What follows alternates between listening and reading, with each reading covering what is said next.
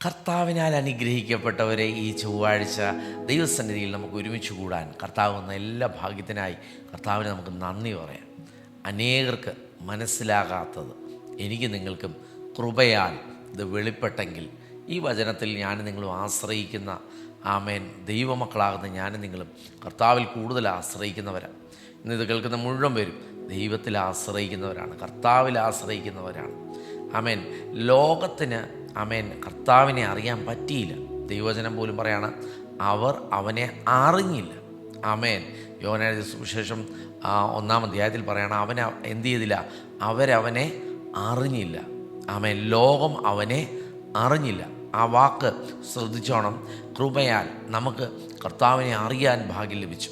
അനേക രാജാക്കന്മാർ, പ്രഭുക്കന്മാർ ഇതറിയാൻ ശ്രമിച്ചിട്ട്, പ്രവാചകന്മാർ അറിയാൻ ശ്രമിച്ചിട്ട് മനസ്സിലാകാഞ്ഞത് കൃപയാൽ എനിക്ക് നിങ്ങൾക്ക് ഇത് വെളിപ്പെട്ടെങ്കിൽ, വെളിപ്പെട്ടോ എന്ന് ചോദിച്ചാൽ അവൻ കൃപയാൽ അവൻ ഒരു ഭാഗം എനിക്ക് നിങ്ങൾക്ക് മനസ്സിലായെങ്കിൽ, എല്ലാമായെന്നല്ല, പക്ഷേ എല്ലാം ആകുന്നവൻ, അവൻ എല്ലാറ്റിനെയും നിറയ്ക്കുന്നവൻ എൻ്റെ നിങ്ങളുടെ അകത്ത്. ആമേൻ. ഈ കർത്താവിനെ സ്നേഹിക്കുന്ന ദൈവപൈതലേ, നിൻ്റെ ജീവിതത്തിൽ ആമേൻ അനേകർക്ക് വെളിപ്പെടാഞ്ഞത് നിനക്ക് വെളിപ്പെട്ടെങ്കിൽ നിനക്ക് വേണ്ടി ചിലത് കർത്താവ് ഒരുക്കി വെച്ചിട്ടുണ്ട്. ആമേൻ. ടുഡേയ്സ് ബ്ലെസ്സിങ് വേർഡ് എന്ന ഈ പ്രോഗ്രാം ആമേൻ ഉറപ്പായിട്ടും ഞാൻ വിശ്വസിക്കുന്നത് എൻ്റെ നിങ്ങളുടെ ജീവിതത്തിൽ ആമേൻ ദൈവത്തിൻ്റെ വചനം ആമേൻ അനുഗ്രഹിക്കുക തന്നെ ചെയ്യും. ദൈവത്തിൻ്റെ വചനം എൻ്റെ നിങ്ങളുടെ ജീവിതത്തിൽ അത്ഭുതം ചെയ്യുക തന്നെ ചെയ്യും. ദൈവത്തിൻ്റെ വചനം ഏത് പ്രതിസന്ധിയാണെങ്കിലും അവിടെ ഒരു വാതിൽ എനിക്ക് നിങ്ങൾക്ക് വേണ്ടി തുറക്കുന്നതാണ് ദൈവത്തിൻ്റെ വചനം. ദൈവവചനം യോഹന്നാന്റെ സുവിശേഷം 1-ാം അധ്യായം 1-ാം വാക്യം മുതൽ പറയണം, ആദിയിൽ വചനമുണ്ടായിരുന്നു, വചനം ദൈവത്തോടു കൂടിയായിരുന്നു. നോക്കിക്കേ, ആമേൻ. വേർഡ്, ആമേൻ, ദൈവത്തിൻ്റെ വചനം എന്തുണ്ടായിരുന്നു? ആദിയിലുണ്ടായിരുന്നു. രണ്ടാമത് പറയാണ്, ആമേൻ, വചനം ദൈവത്തോടു കൂടിയായിരുന്നു. മൂന്നാമത് പറയാണ്, ആമേൻ, ആ വചനമാകുന്നവൻ ദൈവമാണ്. ആദിയിൽ വചനമുണ്ടായിരുന്നു, വചനം ദൈവത്തോടു കൂടിയായിരുന്നു, വചനം ദൈവമായിരുന്നു. നോക്കിയേ, ദൈവത്തിൻ്റെ വായിൽ നിന്ന് പുറപ്പെടുന്നതാണ് ദൈവത്തിൻ്റെ വചനം. മനുഷ്യനല്ല ദൈവം പറഞ്ഞു വിട്ടിട്ടത് മാറ്റാൻ.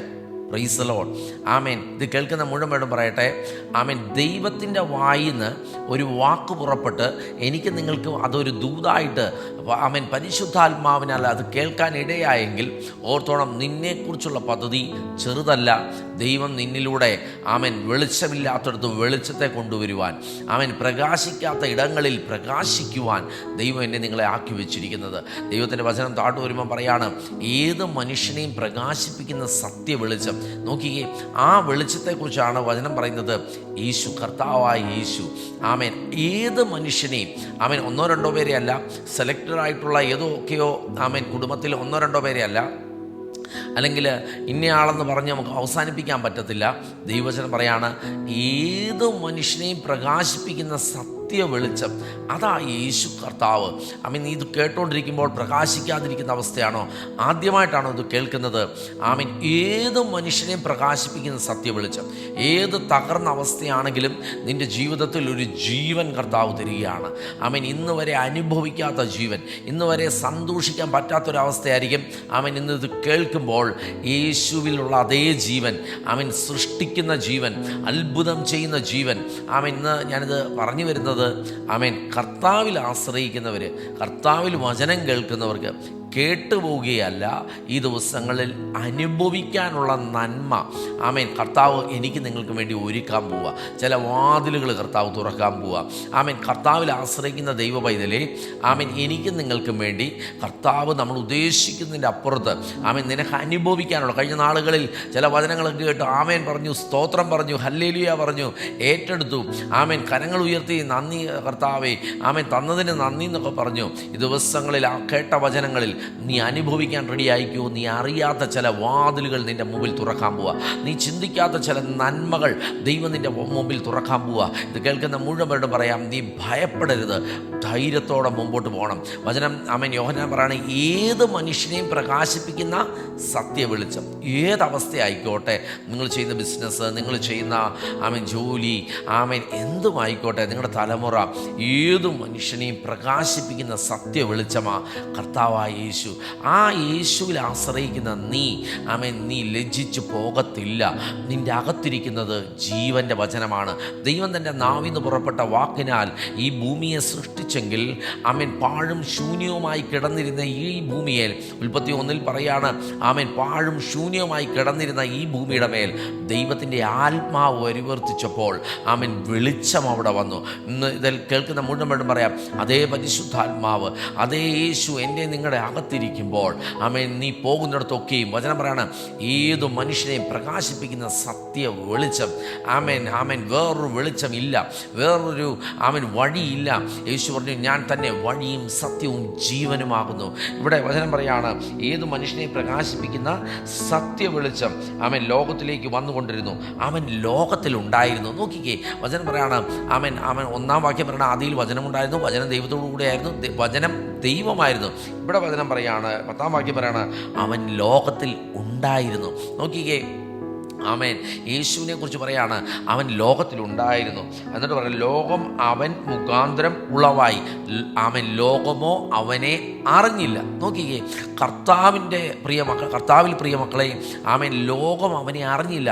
ഇന്നത് കേൾക്കുന്ന മുഴുവൻ പേരോടും എനിക്ക് ധൈര്യത്തോടെ വിളിച്ചു പറയാം, നീ കർത്താവിനെ രുചിച്ചറിഞ്ഞ വ്യക്തിയാണ്. കഴിഞ്ഞ നാളുകളിൽ പല പ്രതിസന്ധിയുടെ കടന്നു പോയപ്പോഴും ഇല്ല, തകർന്നു തീർന്നു എന്ന് പറഞ്ഞെടുത്ത് കർത്താവ് നിൻ്റെ ജീവിതത്തിൽ വന്നപ്പോൾ നീ യേശുവിനെ രുചിച്ചറിഞ്ഞ വ്യക്തിയാണ്. ലോകത്തിനത് മനസ്സിലായില്ലായിരിക്കാം, പക്ഷെ നീ ദൈവവൈതലായതുകൊണ്ട്, ദൈവത്തിൻ്റെ ദൈവമകനായതുകൊണ്ട് നിന്നെക്കുറിച്ചുള്ള പദ്ധതി വലുതും വിശാലമുള്ളതാണ്. വചനം പറയാണ്, അവൻ സ്വന്തത്തിലേക്ക് വന്നു, സ്വന്തമായവരോ അവനെ കൈക്കൊണ്ടില്ല. അവൻ സ്വന്തത്തിലേക്ക് വന്നു, സ്വന്തമായവരോ അവനെ കൈക്കൊണ്ടില്ല. എന്നിട്ട് പറയുകയാണ്, അടുത്ത വാക്യം ശ്രദ്ധിച്ചോണം. ഇന്ന് തന്നെ ആദ്യമായി കേൾക്കുന്ന, അല്ലെങ്കിൽ ഇതിനു മുമ്പ് ഇങ്ങനെ ഒരു വചനം കേൾക്കാത്തൊരു വ്യക്തിയാണെങ്കിൽ വചനം പറയുകയാണ്, അവനെ കൈക്കൊണ്ട്, സ്വന്തമായവർ അവനെ കൈക്കൊണ്ടില്ല. പക്ഷെ അടുത്ത വാക്യം പറയാണ്, അവനെ കൈക്കൊണ്ട് അവൻ്റെ നാമത്തിൽ വിശ്വസിക്കുന്ന ഏവർക്കും ദൈവ മക്കളാകുവാൻ അധികാരം കൊടുത്തു.